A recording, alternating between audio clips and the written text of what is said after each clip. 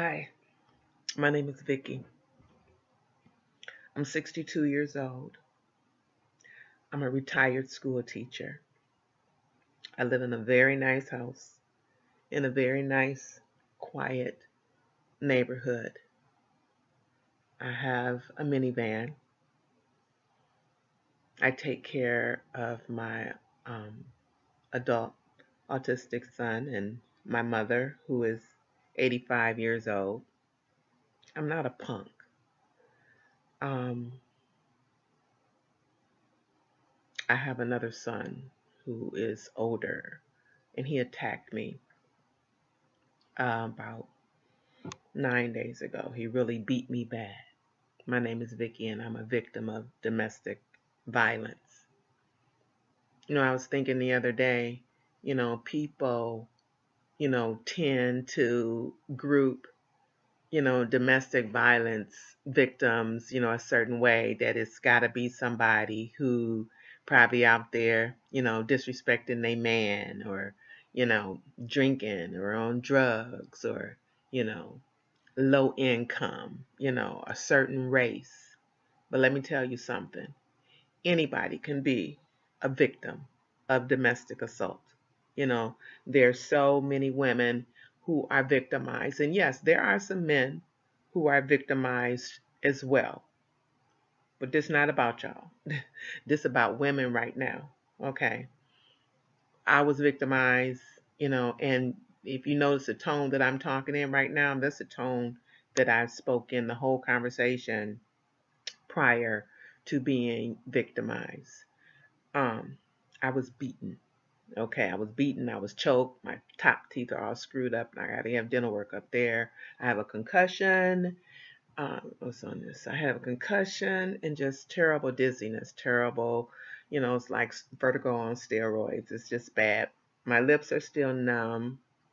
I was choked initially and threw against the wall and then picked up by my neck and body slammed. So I still have lots of pain in the base of my neck.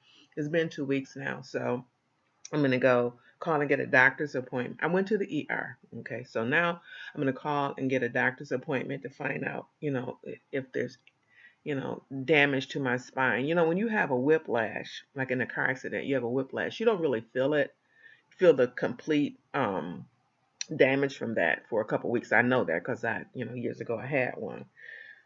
Um, so I have to do that, and I have my dentist appointment. My assailant has to go to court this week and again next week. I'm not going to let him back into my house. I just want to share something. Um, I, normally work out, and I haven't been doing it since this, because I'm still in some pain, and the dizziness is just terrible. It comes and goes. My walk is not the same. I walk like a drunk person. So, I have to tell myself now when I see people walking staggering, I can't just assume that they're drunk. There might be something, you know, physiological, that's going on, So I've learned there. Um, my memory is just kind of jammed up, because of the concussion.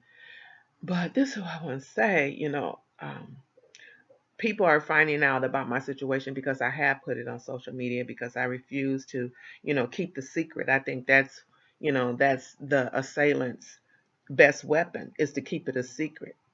Some people, whoever, is interested in him, even though he's my son, you need to know he has a history of domestic violence. Anybody who hit their mother, beat the crap out their mother, there's some issue there, right? I'm not trying to slander him. I'm just telling the truth. But here's the thing that's really, there's two things that's really been helping me through this. Well, three. My God, for sure, because he didn't let him kill me.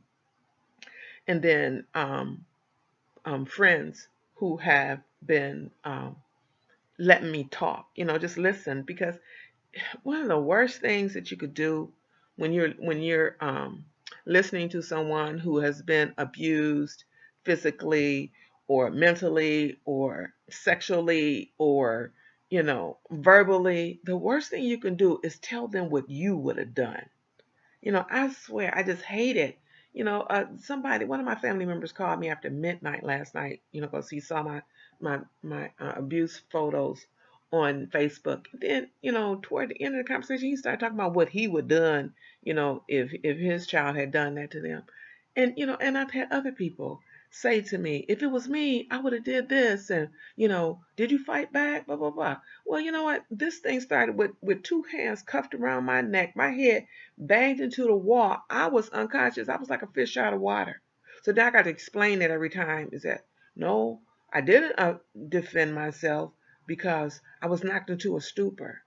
But it's offensive to me that somebody would say, if it was me, I woulda. Because you don't know what you woulda did. Even if you hadn't get slammed against the wall, and this is your child standing before you, this is your child who had never done anything like this to you before, you know, beating the crap out of you. Don't tell me what you would have done. So please, I'm telling y'all, you have a friend who is the victim of domestic assault. Listen to them. Okay, learn how to, you can even ask some questions, okay? But don't ask questions that's gonna make them feel even worse, you know, because I'm not a punk, but I got the crap beat out of me by my son, okay? And I don't know what I would have did if he hadn't knocked me unconscious. I don't know, because I never expected that. And I think that who expects that? Trying to get my life back to my new normal, or step into my new normal.